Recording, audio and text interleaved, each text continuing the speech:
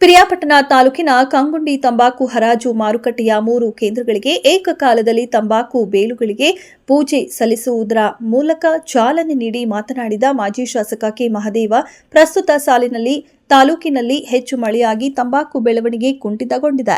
ಕಚ್ಚಾ ಪದಾರ್ಥಗಳ ಬೆಲೆ ಸೇರಿದಂತೆ ಕೂಲಿ ಕಾರ್ಮಿಕರಿಗೆ ಹೆಚ್ಚಿನ ಹಣವನ್ನ ನೀಡಿ ತಂಬಾಕು ಉತ್ಪಾದನೆ ಮಾಡಲು ರೈತನು ಹಗಲಿರುಳು ಶ್ರಮಿಸಿದ್ದಾನೆ. ಆದರೆ ಮಂಡಳಿಯವರು ಆರಂಭದ ಬೆಲೆ 290 ರೂಪಾಯಿಗಳಿಗೆ ಮಾರುಕಟ್ಟೆಯನ್ನು ಆರಂಭಿಸಿದ್ದು, ಇದರಿಂದ ರೈತರಿಗೆ ಯಾವುದೇ ಲಾಭವಾಗುವುದಿಲ್ಲ.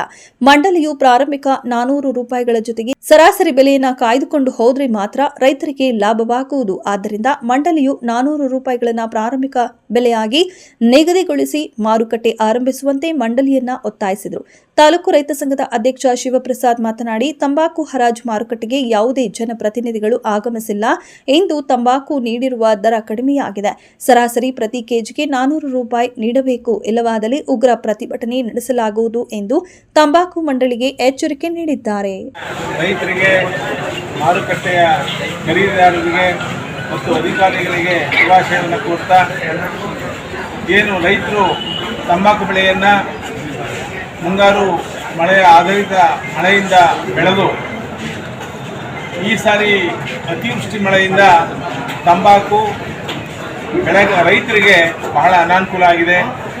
ಬೆಳೆಯೂ ಅಷ್ಟು ಉತ್ತಮವಾದಂಥ ಗುಣಮಟ್ಟದ ಬೆಳೆ ಸಿಕ್ಕಿಲ್ಲ.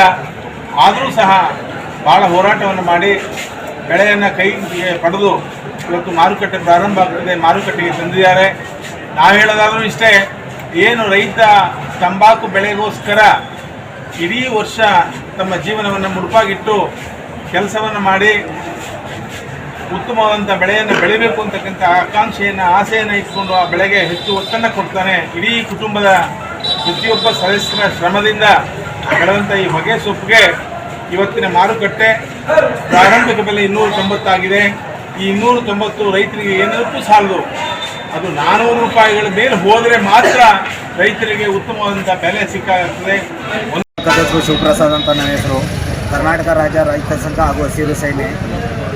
ಇವತ್ತೊಂದು ದಿನ ನಮ್ಮ ರೈತ ಸಂಘಟನೆಯವರು ಎಲ್ಲ ಬಂದಿಲ್ಲಿ ತಂಬಾಕು ಬೋರ್ಡ್ ಬಂದಿದ್ದೀವಿ. ಆಮೇಲೆ ಇಲ್ಲ ಜನಪ್ರತಿನಿಧಿಗಳು ಅವರು ಬಂದಿಲ್ಲ.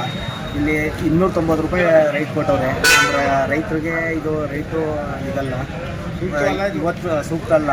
ಇವತ್ತೊಂದು ದಿನ ಹೆಚ್ಚು ಕಮ್ಮಿ ನಮ್ಮ ರೈತರುಗಳಿಗೆ ಬೆಳೆ ಮಳೆ ಬಂದು ಎಲ್ಲ ಕೊಚ್ಚಿ ಹೋಗಿ ಎಲ್ಲ ಇದಾಗದೆ. ಆಮೇಲೆ ಸೌದೆ 8ರಿಂದ 8.5 ಸಾವಿರ ಸೌದೆ ಆಗೈತೆ, ಗೊಬ್ಬರ 45,000 ಆಗೈತೆ. ಇವೆಲ್ಲ ನೋಡಿ ಇದು ರೈಟು ನಮ್ಮ ರೈತರಿಗೆ ಸಾಲದಿಲ್ಲ. ಇದು ಕಮ್ಮಿ ಅಂದ್ರೂ ಒಂದು ಬೆಂಬಲ ಬೆಲೆ ಸಿಕ್ಕಿಲ್ಲ ಅಂದರೆ ನಮಗೆ ಉಗ್ರವಾದ ಹೋರಾಟ ಮಾಡ್ತೀವಿ ಅಂತ ಇಷ್ಟನ್ನ ಈ ಮೂಲಕ ಕೇಂದ್ರ ಸರ್ಕಾರಕ್ಕೆ ತಿಳಿಸ್ತೀವಿ.